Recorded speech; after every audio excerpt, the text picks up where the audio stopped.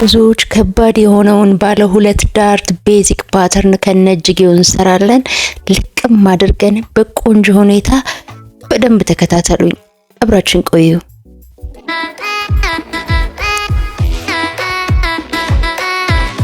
እሺ እንግዲህ ማቴሪያሎቻችንን አዘጋጅተናል። ሜትር አለኝ፣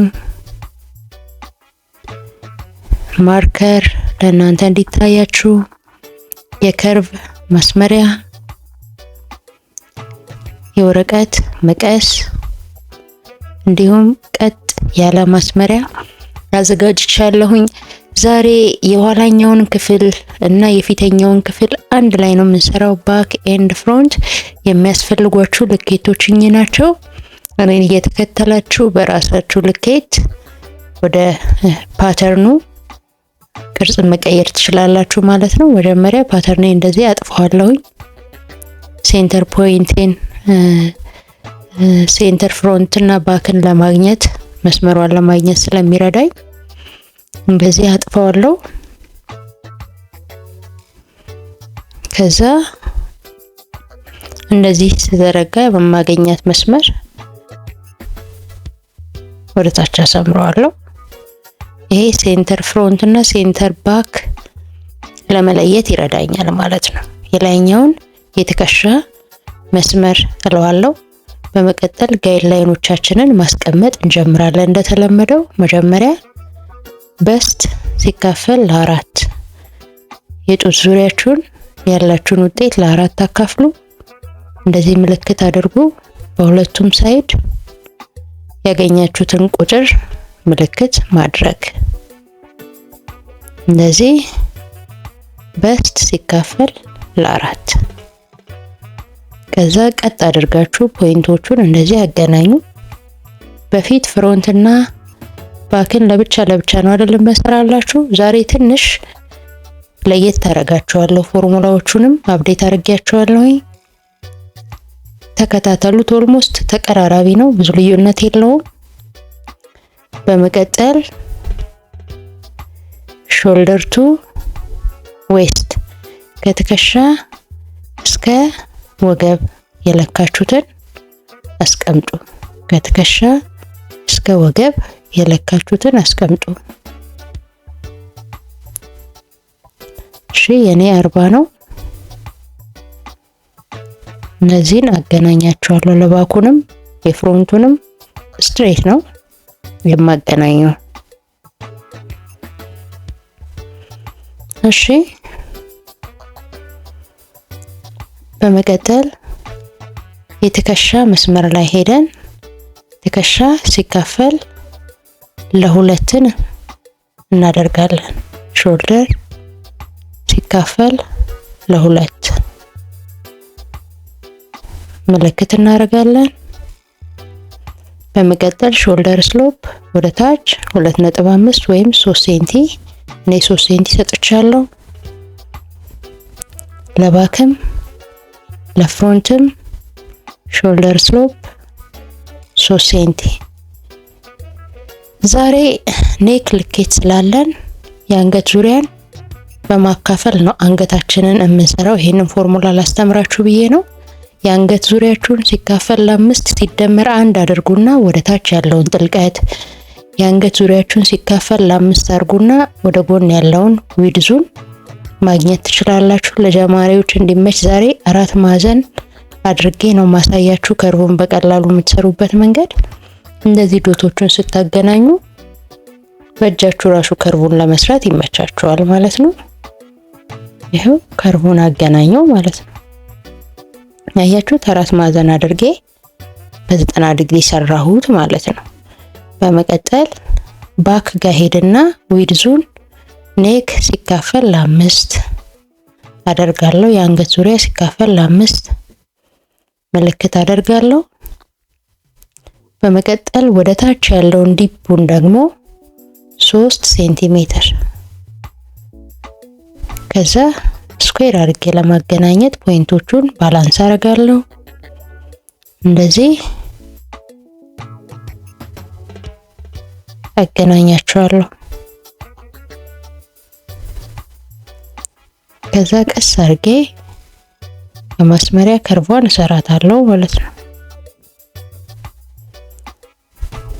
ስሙዝ እንድትመጣልኝ በእጄ ትንሽ ያው የባክ አንገት የፍሮንት አንገት ጨረስን።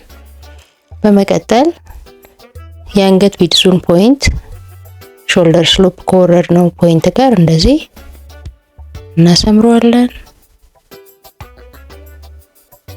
ከዚህ በፊት የሰራውላችሁ አይነት ነው። ኦልሞስት ጥቂት ነው ልዩነትና ዳርቱ አካባቢ የተወሰነ የፎርሙላ ልዩነቶች ብቻ ስላለ ነው። በመቀጠል የቸስት ላይን ወይም የአርም ሆል ላይንን ለማግኘት የጡት ዙሪያ ሲካፈል ለ6 ሲደመር 4 የሚለውን ፎርሙላ ተጠቀሙ። እኔ ፖይንቴን እንደዚህ ያገኘው የባክና የፍሮንትን ስትሬት አድርጌ እንደዚህ አሳምረዋለሁ። እንደዚህ ይሄ የአርም ሆል ላይናችንን አገኘን ማለት ነው አይደለ? እሺ ስለዚህ አሁን ፖይንቶቻችንን ስማቸውን እንጻፍበት። የትከሻ፣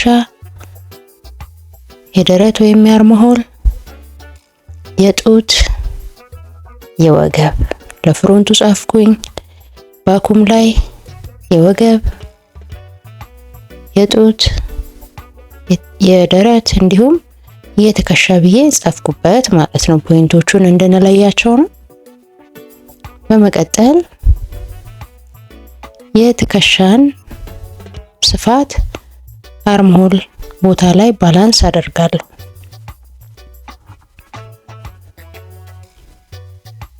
እንደዚህ ባላንስ አድርጉት ማለት ነው።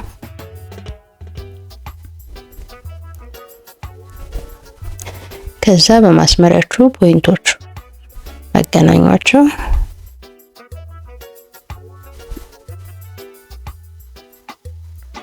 የገባችሁ እንደሆነ ባለሙሉ ተስፋ ነኝ። ሁለቱ አንድ ላይ ስለተሰሩ እንጂ ኦልሞስት ተመሳሳይ ነው። ጥቂት ፎርሙላዎች ነው ልዩነት ያላቸው። የጡት ዙሪያ ሲካፈል ለ4 የአርም ሆል ላይን ላይና የጡት መስመር ላይ አስቀምጣለሁኝ። በስት ኦቨር 4 ማለት ነው። ለባክም እንደዛው እኩል አስቀምጣለሁ። የኔ 100 ነው ሲካፈል ለ4 25 ይመጣል። አርም ሆል እና በስት ላይን ላይ እንደዚህ አስቀምጣለሁ። በመቀጠል የወገብ መስመር ላይ ሄድና የወገብ ልኬት ሲካፈል ለ4 ሲደመር 3 ሶስቷ ለዳርት ነች። የኔ 80 ነው ሲካፈል ለ4 20 ሲደመር 3 23 ይመጣል። እነሱን ፖይንቶች አስቀምጣለሁ። ይኸው እነዚህን በማስመሪያ ፖይንቶቹን ማገናኘት።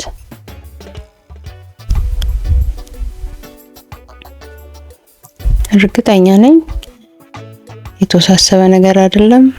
በደንብ እየገባችሁ እንደሆነ ባለሙሉ ተስፋ ነኝ። እኔን ከተከታላችሁኝ በሁለት ዳርት ወይም ደግሞ ሳይድ ዳርት ያለውን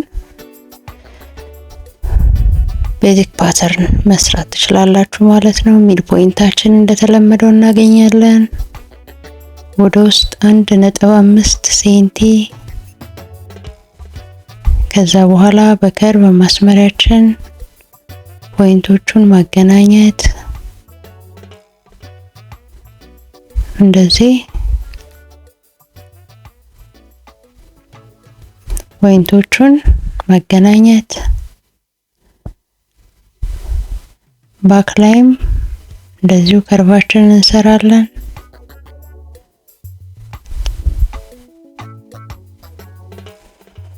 አሁን ጥሩ ሆኖልናል። የሚቀረን የተወሰነ ነገር ነው። ዳርቶቹ ነው የሚቀሩን። ከዛ በስት ስፓን ወይም ደግሞ ኒፕል ቱ ኒፕል ያለንን ልኬት ለሁለት እናካፍልና የወገብ መስመር ላይ ቲክ እናደርጋለን። በመቀጠል የጡት መስመር ላይ ቲክ እናደርጋለን። ከጡት መስመር ወደ ታች ደግሞ 2.5 ሴንቲ ዝቅ ብለን ምልክት እናደርጋለን። እሱም ፖይንትና የወገብ መስመር ላይ ያደረግነውን ፖይንት እንደዚህ ቀጥ ባለ ማስመሪያ እናገናኘዋለን። በመቀጠል ሁሌም እንደምናደርገው 1.5 ሳንቲ በጎን እኩል እንሰጥና ዳርታችንን እንሰራለን። ኦኬ ቆንጆ እየሄደልን ነው። በመቀጠል የባክ ላይ ሄድና የወገባችንን ሴንተር ፖይንት አገኛለሁ ወይም ደግሞ ዌስት ሲካፈል ለ4 ሲካፈል ለ2 እንደማለት ነው። እሷን ፖይንት ካገኘው በኋላ እስከ አርም ሆል ድረስ እስከ አርም ሆል ላይን ድረስ እንደዚህ ቀጥ አድርጌ ያገናኛለሁ። የባክ በዌስት ነው እየሰራው ያለሁት። የፍሮንት ግን ኒፕል ቱ ኒፕል ፖይንት ነው። እሺ ሁለቱ ልዩነት አላቸው። ይሄው የባክ ዳርታችንን በእንደዚህ ሁኔታ ቆንጆ ሆኖ ወጥቶልናል። በመቀጠል ሳይድ ዳርት ወይም የጎኑን ዳርት ነው የምንጀምረው። ልክ ከጡት መስመር ወይም ከበስት ላይን ወደ ታች 3 ሴንቲ ወረዱ። 3 ሴንቲ ወይም 2.5 እሷን ፖይንት ከዚህ ከበስት ላይን ላይ ዶት ካለችው ፖይንት ጋር እናገናኛታለን እንደዚህ። በመቀጠል ከዚህ ፖይንት ወደ ውስጥ 4 ሴንቲ ገባ ብለን ምልክት እናደርጋለን። ከዛ በጎን እና በጎን 1.5 ሴንቲ ሰተን ለዳርት እናዘጋጃለን። በደንብ እኔን ተከተሉኝ።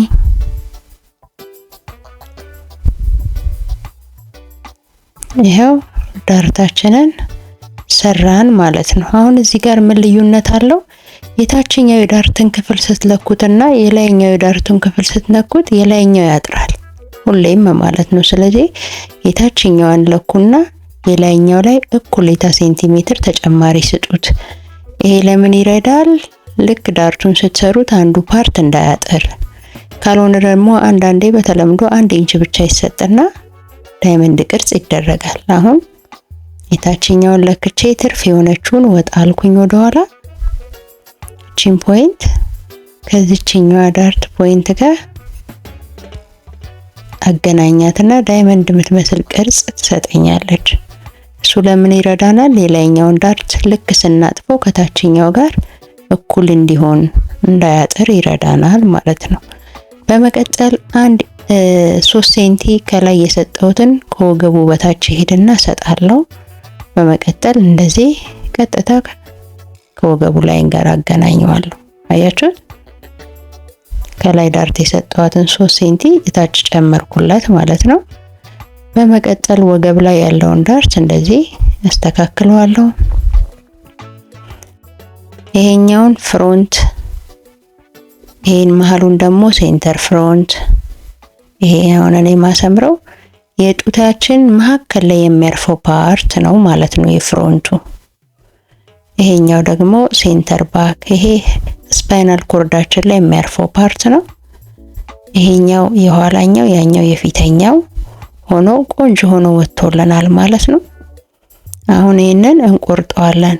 ነገር ግን ከመቁረጣችን በፊት እዚህ ዌስት ዳርት ጋር ትንሽ ስናጥፈው እንዳያጥር እለካውና የምጨምረውን እጨምርበታለሁ ማለት ነው። ይሄኛውን ፓርት እለካና በዚህኛው ሳይድ ያለው ጋር እኩል አደርገዋለሁ። ምክንያቱ ለምንድን ነው ተባብለናል? ልክ ዳርታችሁን ስትሰሩ እንዳያጥር፣ ልብሳችሁን ልክ ዳርቱን ስትሰፉት አንደኛው ፓርት ያጥራል። እሱን ነገር ፊክስ ያደርጋል፣ እሱን ፕሮብሌም ይፈታላችኋል ማለት ነው። ስለዚህ እሷን ተከትዬ አሁን እቆርጠዋለሁ ማለት ነው። ዳይመንድ ነገር አድርጌ እቆርጣታለሁ።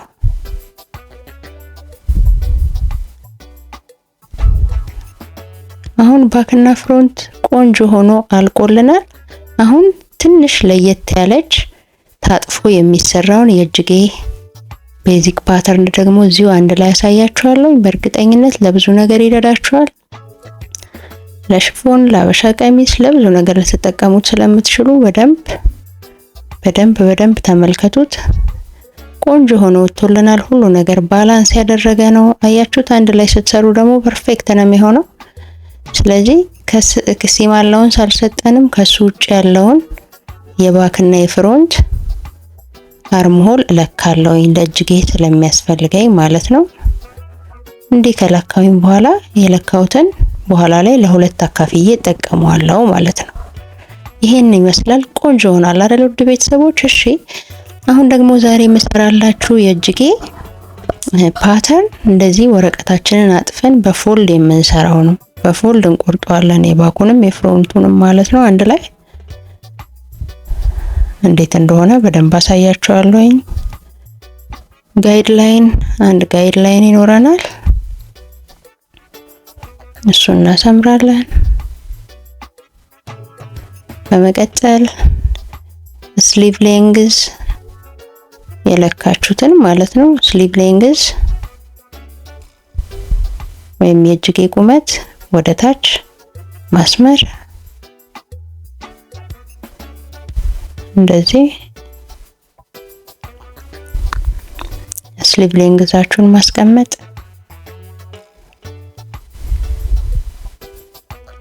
በመቀጠል ከዚህ በፊት ካፕ ኃይል ለማግኘት በስት ለ10 ስናካፍል ነበር። የዛሬው ፎርሙላችን ደግሞ በስት ሲካፈል ለ10 ሲደመር 3 የሚል ፎርሙላ ነው። ካፕ ኃይሉ ከፍ እንዲልና ረዘም እንዲል ስንፈልግ የምንጠቀመው ፎርሙላ ነው። በዲዛይን ህግ ይሄ ነው ይሄ ትክክል ይሄ ነው የሚባል ነገር የለም። ፊክስ ማድረግ ማስተካከል ስለሚቻል ማለት ነው። በመቀጠል የባክና የፍሮንትን አርምሆል የለካሁትን ሙሉን ለሁለት አካፍለውና እዚህ ጋር ምልክት አደርጋለሁ።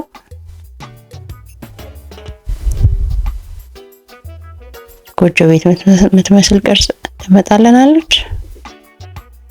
በመቀጠል ከዚህ ፖይንት ወደ ውስጥ 2 ሴንቲ ምልክት አደርጋለሁ። በመቀጠል ጎጆ ቤት መሳዩን እስከዛሬ ያለ 4 ነበር ስናካፍል የነበረው፣ ዛሬ ለ3 እናካፍለዋለን። በብዙ አይነት መንገድ መጠቀም ስለምትችሉ ነው። በመቀጠል ከዚህ ፖይንት መሀከሏን ሚድሏን እንፈልግና ወደ ውስጥ 0.5 ሴንቲ በዚህኛው ደግሞ ወደ ላይ 2 ሴንቲ እናረግና በከርቭ ማስመሪያ እናገናኘዋለን ማለት ነው። ይሄኛውን ፓርት ለባክ የሚረዳን ፓርት ነው። ፍሮንቱን ታዲያ እንዴት ነው የምንቆርጠው? ታጥፎ የለ ወይ የሚል ጥያቄ ይመጣል አይደለ? አሁን እሱን አድርገን ፍሮንቱንም ባኩንም እንዲሁ እንደታጠፈ እንዴት እንደምንሰራ ነው ዛሬ የማሳያችሁ። በእርግጠኝነት ብዙዎች ይህን ሲስተም ያስቸግራችሁ ይሆናል። ዛሬ በቀላሉ እንደሚፈታላችሁ ባለሙሉ ተስፋ ነኝ። ከዛ የጡንቻ ዙሪያ ያገኛችሁትን የለካችሁትን ለሁለት አካፍሉ፣ ምልክት አድርጉ። ከዛ እንደዚህ አገናኙት። መጀመሪያ ቆርጠን እናወጣለን። የፍሮንቱን እላዩ ላይ ከመስራታችን በፊት እንደዚህ እንቆርጠዋለን።